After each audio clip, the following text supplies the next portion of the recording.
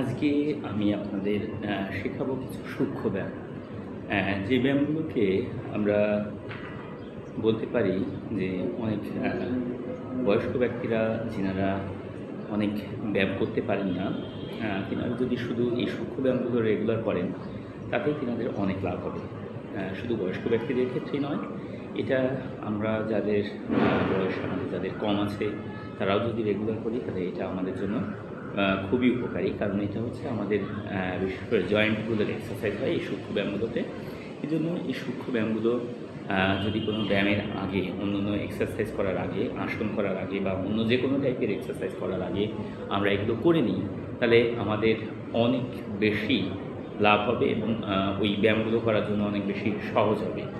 এই কারণে আমরা এই সূক্ষ্ম ব্যায়ামগুলো আমরা আজকে করব। তো আমরা একদম পায়ের আঙুল থেকে শুরু করব। কিভাবে করব? প্রথমে এই অবস্থা থেকে আমরা দণ্ডাসনে যাব। এটাকে বলা হয় দণ্ডাসন। আমি সাইড থেকে দেখালে এইভাবে হবে। এটা হচ্ছে দণ্ডাসন। তো দণ্ডাসনে যেটা করতে হবে, এভাবে বসে মেরুদণ্ড সোজা রাখবো, পায়ের আঙুলগুলোকে এভাবে মুষ্টিবদ্ধ করব এবং আবার বাইরে দিকে প্রেসার দেব। এইভাবে আমরা করব 10 বার। 4, 5, 6, 7, 8, 9, 10। এরপরে যেটা করব, পুরো পায়ের পাতাটাকে সামনের দিকে যতটা পারি নেওয়ার চেষ্টা করব, আবার পেছন দিকে আনবো। এভাবে পেছন দিকে আনবো, যত পারি সামনে নেব, আবার পেছনে। তার দেখতে আপনাদের সুবিধা হবে। হ্যাঁ, এই পেছন দিকে আনবো যতটা পারি, আবার এই সামনে নেব, পেছনে সামনে নেব। এভাবে এটাও আমরা 10 বার করব। সামনে পেছনে, সামনে পেছনে, এটা করতে থাকবো এভাবে 10 বার। এরপর আমরা দুই পায়ের পাতা এভাবে গোল করে ঘোরাবো। একদিকে 10 বার ঘোরাবো, তারপর বিপরীত দিকে আবার 10 বার ঘোরাবো। আমি এখানে একটু কম করছি, আপনারা 10 বার করে নেবেন। এরপর যেটা করতে হবে, আমাদের এই যে হাঁটু, এই হাঁটুর এক্সারসাইজ করব। কীভাবে করব? আমাদের এই পায়ের পেশিগুলোকে টাইট করব, শক্ত করবো। এই জায়গাটা শক্ত হয়ে গেছে, টাইট করলাম, আবার ছেড়ে দেবো। এইবার নরম হয়ে গেছে, আবার টাইট করি, ছেড়ে দেবো। টাইট করে ধরে রাখবো আমরা কিছুক্ষণ, ধরে আবার ছেড়ে দেবো, আবার টাইট করবো, ছেড়ে দেবো। এটাতে যেটা হয়, আমাদের হাঁটুতে যে জেলিটা আমাদের ঘর্ষণ প্রতিরোধ বাধা দেয়, সাইনোভিয়াল ফ্লুইড যেটাকে বলা হয়, সেটা নিঃসরণ স্বাভাবিক থাকে। ফলে আমাদের হাঁটু ব্যথা অনেক সময় এটা করলে আমাদের ঠিক হয়ে যায়। হাঁটু ব্যথাতে এটা খুবই কার্যকরী একটা এক্সারসাইজ, সূক্ষ্ম ব্যায়াম আমরা বলতে পারি। এরপর যেটা করব, আমরা দুই হাত এইভাবে লক করে কোমরের এক্সারসাইজ করব। এইভাবে কোমর ঘোরাবো, কোমরের সামনে পিছনে যাবে, আর হাত দুইটাকে এইভাবে বৃত্তাকারে ঘোরাবো। এভাবে 10 বার করবো। তারপর বিপরীত দিকে আমরা এইভাবে আবার 10 বার করব।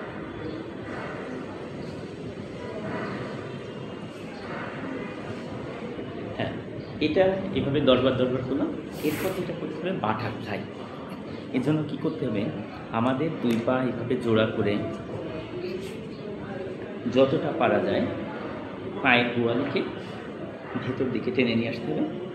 এনে পা দুইটাকে এভাবে আপ ডাউন করতে হবে।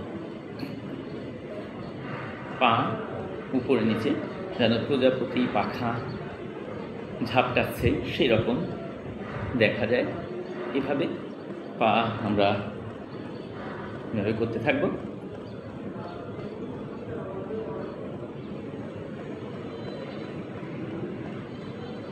এভাবে আমরা 50 থেকে 100 বার এভাবে করব। তার মানে আমার এই পায়ের আঙুল থেকে কোমর পর্যন্ত এক্সারসাইজ হয়ে গেছে প্রত্যেকটা জয়েন্টের। এরপর আমরা চলে যাব আমাদের হাতে কী করব, দুই হাত এইভাবে সামনের দিকে লম্বা করে খামচি দেবো এইভাবে, আবার বাইরের দিকে প্রেশার দেবো, আবার খামচি দেবো, বাইরের দিকে প্রেশার, খামচি, বাইরের দিকে প্রেশার। এভাবে এটা 10 বার করবো। এরপর হাত মুষ্টিবদ্ধ করবো, এইভাবে বৃদ্ধাঙ্গুল মুষ্টির ভেতরে যাবে, আবার বাইরের দিকে মুষ্টিবদ্ধ, আবার বাইরে প্রেশার, মুষ্টিবদ্ধ করবো, বাইরে প্রেশার করবো, এটাও 10 বার করবো। এরপর মুষ্টিবদ্ধ করে এইভাবে গোল করে ঘোরাবো,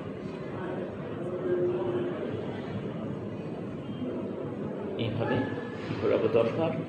তারপর বিপরীত দিকে আবার 10 বার।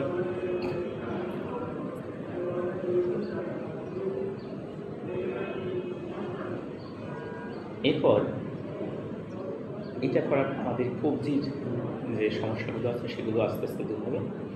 এরপর আমরা 2 হাত কাঁধে নিয়ে আসবো, সামনের দিকে ছুঁড়ে দেবো, আবার কাঁধে সামনে, এইভাবে আমরা 10 বার করবো।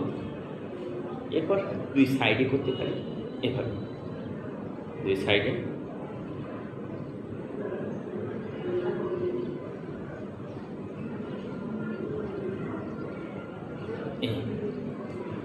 এরপর যেটা করব, আমরা হাত এইভাবে মুষ্টিবদ্ধ করবে, দীর্ঘাঙ্গ দুটা পরস্পরের সাথে কাজ করব। হাত দুটাকে সামনের দিক থেকে শ্বাস ছাড়তে ছাড়তে বুকে নিয়ে আসবো, শ্বাস নিতে নিতে আবার সামনের দিকে হাত একদম সোজা করে ফেলবো, এরকম যেন সোজা হয়ে আবার এখানে নিয়ে করবো। এই হাত এই 2 জায়গা জোড়া রাখার চেষ্টা করব। যখন সামনে নেব তখন যেন এটা জোড়া থাকে, তাহলে প্রেশারটা পড়বে। তা নাহলে এরকম হয়ে গেলে কিন্তু আর ওই প্রেশারটা পড়বে না, এখন এইভাবে রাখবে।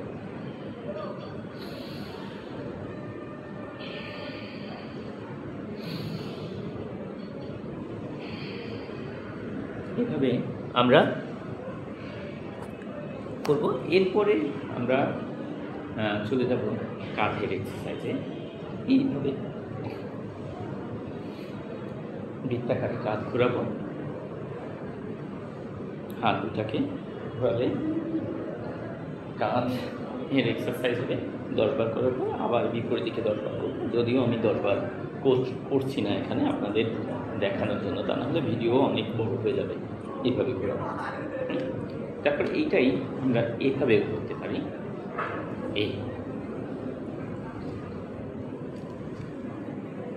তারপর বিপরীত দিকে আবার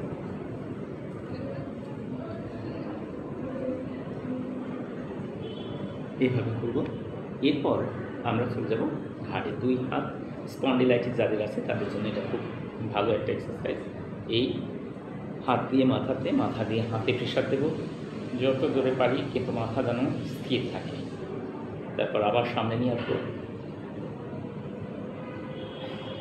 সাইড থেকে একইভাবে হাত দিয়ে মাথাতে, মাথা দিয়ে হাতে প্রেশার দেবো, বিপরীত দিকে একইভাবে প্রেশার দেবো। তারপর থুতনি, এটা হলো 1 রাউন্ড। এইভাবে আমরা কয়েকটা রাউন্ড করতে পারি।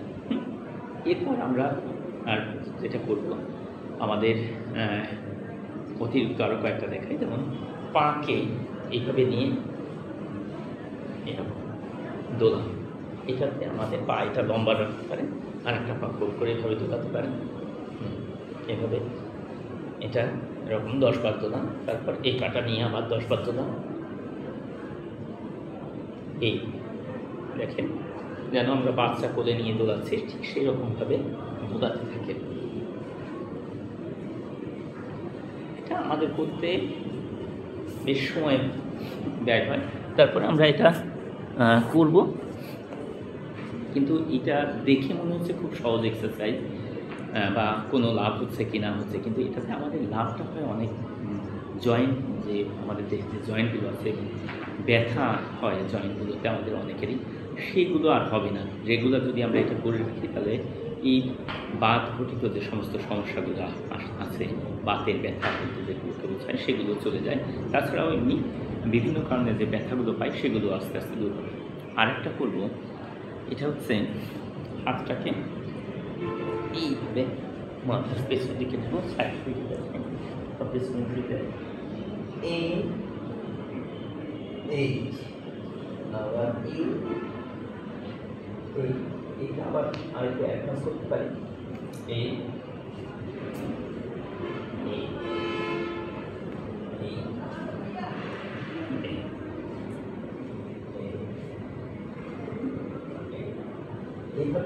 আমরা এই এক্সারসাইজগুলো আমরা করতে থাকবো। এগুলোকে বলা হচ্ছে সূক্ষ্ম ব্যায়াম এগুলো আমরা যেদিন অনেক সময় হয় না এরকম যে আজকে ব্যায়াম করতে ভালো লাগছে না, সেদিনও জানো অন্তত এই এক্সারসাইজগুলো একটু করে দিই। সূক্ষ্ম ব্যায়াম এগুলো করতে খুব মজাই লাগবে করতে।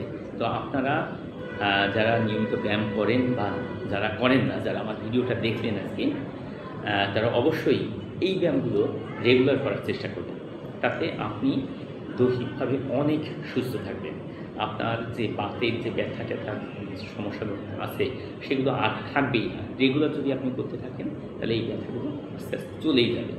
তো আপনারা সবাই ব্যায়াম করেন এবং সুস্থ থাকেন, যারা না করেন তারাও সুস্থ থাকেন সেই কামনাও করি। তো ব্যায়াম করলে নিজের প্রতি যত্ন নিচ্ছেন এটা বোঝা যায়, নিজেকে আরও বেশি সুস্থ রাখার চেষ্টা করছেন এটা বোঝা যায়। তো সেই চেষ্টাটা করেন আপনারা এবং আরও বেশি ভালো হন এই কামনা করি। তো সবাই ভালো থাকেন, সুস্থ থাকেন।